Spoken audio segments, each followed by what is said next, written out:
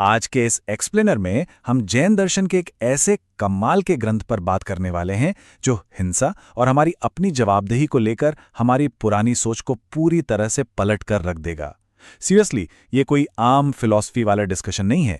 ये एक ऐसा नजरिया है जो आपको अपनी रोजमर्रा की छोटी छोटी आदतों को एक बिल्कुल नए चश्मे से देखने पर मजबूर कर देगा।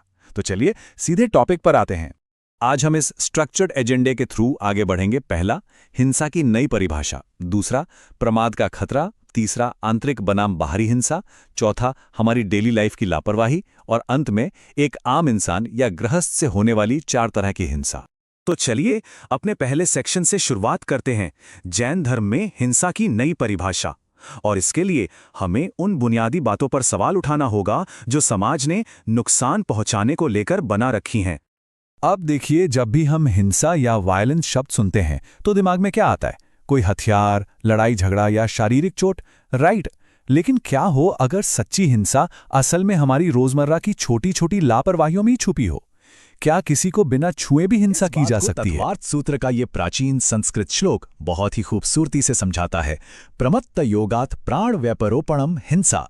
इसका सीधा सा मतलब यह है कि लापरवाही या असावधानी से किए गए किसी भी काम से अगर प्राणों का घात होता है तो वही असल में हिंसा है। परिभाषा हमें सिखाती है कि हिंसा करने के लिए आपका इरादा बुरा हो ये बिल्कुल भी जरूरी नहीं है।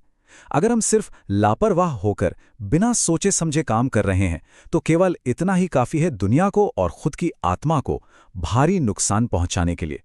ये हमारी आम सोच में एक बहुत बड़ा शिफ्ट है। और यहीं से हम आते हैं अपने दूसरे सेक्शन पर, प्रमाद का खतरा। चलिए देखते हैं कि यह लापरवाही दर्शन के एक गहरे कॉन्सेप्ट में कैसे बदल जाती है जिसे प्रमाद कहा जाता है। तो प्रमाद आखिर है क्या? आसान शब्दों में कहें तो ये असावधानी, लापरवाही, अच्छे कामों में उत्साह की कमी और हमारे अनियंत्रित भावों से ड्राइव होने की एक स्टेट है। प्रमाद ही हर उस काम की जड़ है जो हम बिना ध्यान दिए करते हैं। यहां तक कि अगर आप कोई अच्छा काम कर रहे हैं लेकिन आपके अंदर उत्साह नहीं है तो वो भी प्रमाद की ही कैटेगरी में आता है। इस प्रमाद के मुख्य तत्वों पर नजर डालें तो इसमें शामिल हैं हमारी 5 इंद्रियों का अनियंत्रित इस्तेमाल, 4 कषाएं यानी क्रोध, घमंड, छल कपट और लालच। इसके अलावा फालतू की गपशप, बहुत ज्यादा नींद लेना और किसी चीज से बहुत ज्यादा अटैचमेंट होना। ये 15 तत्व मिलकर प्रमाद के हजारों वेरिएशंस बना देते हैं जो पल भर में हमारा ध्यान भटकाकर हमें विनाशकारी लापरवाही की तरफ धकेल देते हैं। इस खतरे को एक बहुत ही शानदार मेटाफर से समझाया गया है। सोचकर देखिए, प्रमाद के साथ जीना बिल्कुल वैसा ही है जैसे आप अपने बेशकीमती गहनों को किसी ऐसे घर में छुपाने की कोशिश कर रहे हों जिसमें दरवाजे ही ना हों।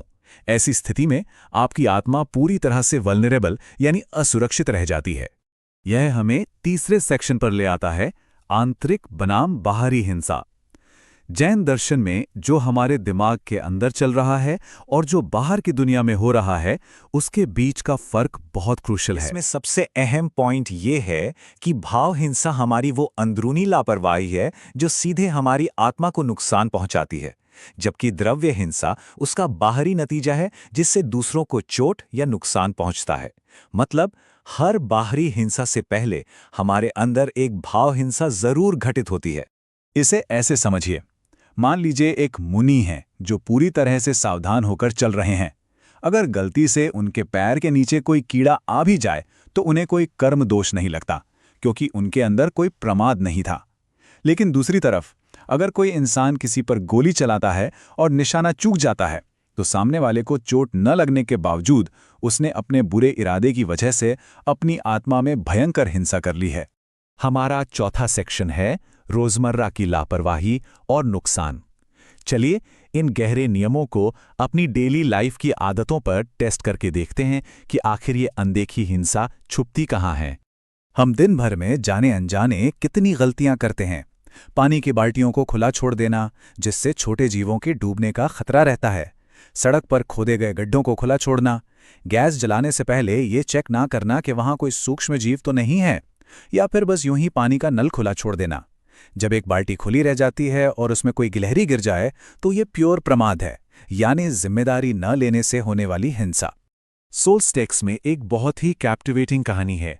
कॉलेज के 2 दोस्त अपना रूम लॉक करके निकलते हैं। लेकिन पंखा और लाइट बंद करना भूल जाते हैं। करीब 1 किलोमीटर चलने के बाद उनमें से एक को याद आता है और वो वापस जाकर उन्हें बंद करता है, लेकिन दूसरा दोस्त वापस जाने से साफ मना कर देता है। फास्ट फॉरवर्ड, कई सालों बाद जब दोनों रिटायर होते हैं तो वो सावधान रहने वाला स्टूडेंट एक बहुत बड़ी कंपनी का बॉस बनता है और वो लापरवाह स्टूडेंट उसी कंपनी में कर्मचारी। ऐसा क्यों हुआ? क्योंकि उस सावधान स्टूडेंट ने एक किराए के कमरे को भी बिल्कुल मालिक की तरह ट्रीट किया। उसके अंदर प्रमाद बिल्कुल नहीं था। यह साबित करता है कि माइंडफुलनेस ही हमारी किस्मत तय करती है। हम अपने सबसे बोरिंग या साधारण कामों को कैसे करते हैं, यही तय करता है कि हमारा भविष्य और हमारी आध्यात्मिक शुद्धता कैसी होगी। अब आते हैं अपने आखिरी सेक्शन पर, गृहस्थों की हिंसा के 4 प्रकार। अब जो लोग साधु सन्यासी नहीं हैं, वो इस दुनिया में प्रैक्टिकली कैसे जिएं, जहां हर कदम पर नुकसान होने का चांस है। प्राचीन विद्वानों ने इसे बहुत ही खूबसूरती से इन 4 कैटेगरीज में बांटा है। पहली है आरंभी, जो खाना पकाने और सफाई जैसे डेली कामों से होती है। दूसरी उद्योगी, जो नौकरी या खेती से होती है। तीसरी विरोधी, जो अपनी, परिवार की या प्रॉपर्टी की रक्षा के लिए की जाती है। और चौथी संकल्पी, जो पूरी तरह से जानबूझकर की गई हिंसा होती है। ये क्लासिफिकेशन मानता है कि अगर आप समाज में रह रहे हैं तो थोड़ा बहुत टकराव तो होगा ही। यहां सबसे इंपॉर्टेंट बात समझने वाली ये है कि एक आम इंसान पहली 3 तरह की हिंसा से 100% तो नहीं बच सकता, लेकिन वो गहरी माइंडफुलनेस, जिसे यत्नाचार कहते हैं, उससे इसे बहुत हद तक कम जरूर कर सकता है। और हां, संकल्पी यानी जानबूझकर किए गए नुकसान को तो पूरी तरह से छोड़ ही देना चाहिए। अगर हम ऐसा नहीं करते तो हमारी लापरवाही हमारे ज़रूरी कामों को भी जानबूझकर किए गए नुकसान में बदल देती है।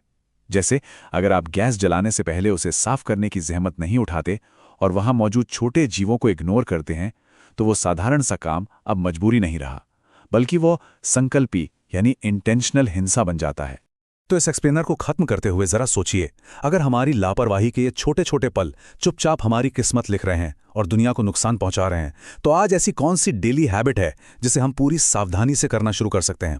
अपनी डेली अवेयरनेस बढ़ाना सिर्फ दुनिया को ही नहीं बचाता, बल्कि सच मानिए, ये आपके अपने भविष्य को भी बहुत खूबसूरती से सेफगार्ड करता है।